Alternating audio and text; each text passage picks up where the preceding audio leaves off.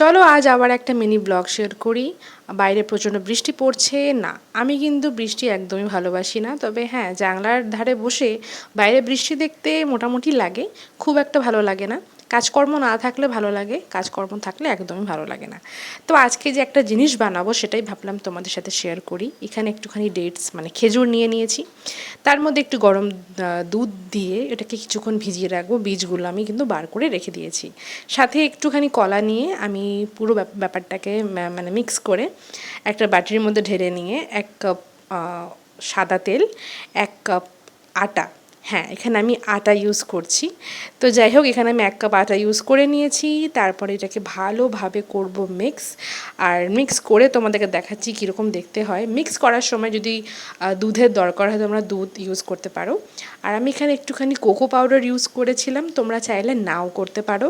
আর এখানে আমি কোনো মানে এসেন্স আমি ইউজ করছি না আজকে। তো জিনিসটা যেটা বানাচ্ছি সেটা হচ্ছে ব্রাউনি।